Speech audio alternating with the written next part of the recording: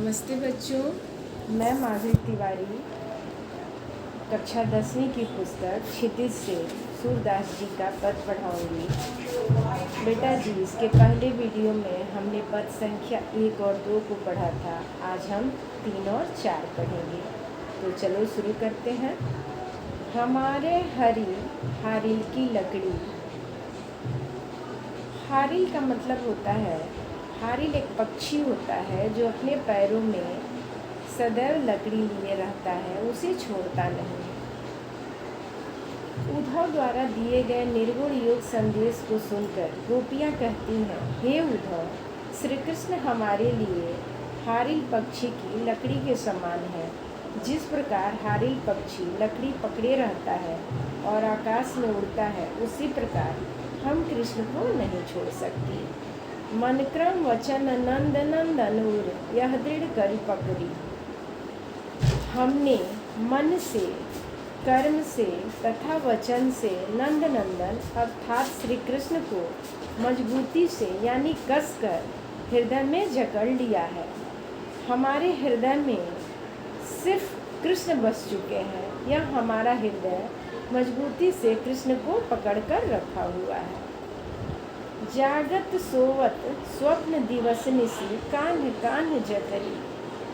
हम जागते हुए, सोते हुए, स्वप्न में तथा दिन रात, जकरी का मतलब होता है रटना या धून लगाना, दिन रात अपने मन में श्री कृष्ण की ही रट लगाए रहती हैं, उनसे मिलने की रट लगी रहती है।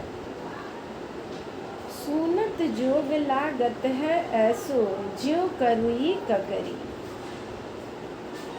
हे उद्धव, तुम्हारा योग संदेश सुनकर ऐसा लग रहा है जैसे करुई ककड़ी हो।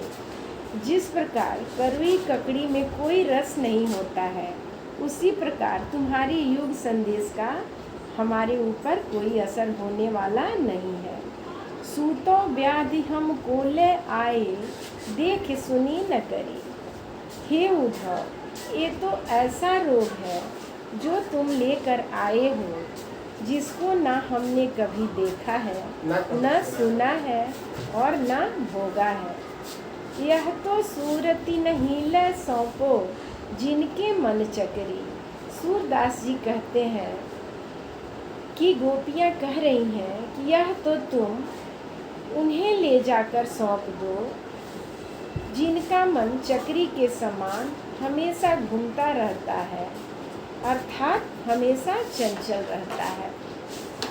अब हम पद संख्या 4 देखेंगे। हरि है राजनीति पढ़ी आए। गोपियाँ कहती हैं कि कृष्ण मथुरा जाकर राजनीति पढ़ाए हैं, राजनीति की शिक्षा पाली है। समुझी बात कहत मधु करके, समाचार सब पाए। यहाँ गोपियाँ, मधुकर का मतलब होता है भौरा, भौरे के माध्यम से कह रही हैं कि ये बात तो हमें पहले से ही हम समझ गई थी और अब हमें सब समाचार भी मिल गया है। एक अति चतुर हुते पहले हों, अब गुरु ग्रंथ पढ़ाए। गोपियाँ कह रही हैं कि एक तो कृष्ण पहले से ही चतुर थे, अब तो वे बड़े बड़े ग्रंथ पढ़ लिए हैं। बढ़ी बुद्धि जानी जो उनकी, योग संदेश पढ़ाए। उनकी बुद्धि अब बढ़ गई है, तभी तो उन्होंने योग का संदेश भेजा है। लेकिन गोपियाँ हैं जो सिर्फ कृष्ण को ही पाना चाहती हैं। कृष्ण को छोड़कर उनके पास कोई इच्छा नहीं है, उन्हें कुछ अच्छा नहीं लग रहा है। उद्धव भले लोग आगे के, परहित डोलत धाए। गोपियाँ कह रही हैं कि हे उद्धव, पहले के ज़माने के लोग बहुत अच्छे होते थे, जो दूसरों की भलाई के लिए भागते रहते थे। अब अपने मन फेर पाई हो, चलत जो हुते चुराए।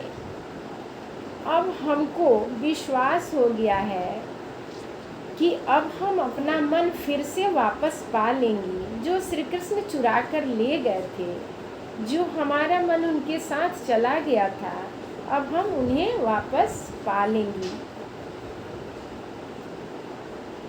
ते क्यों अनीति करे आपुन, जे और अनीति छुड़ाए।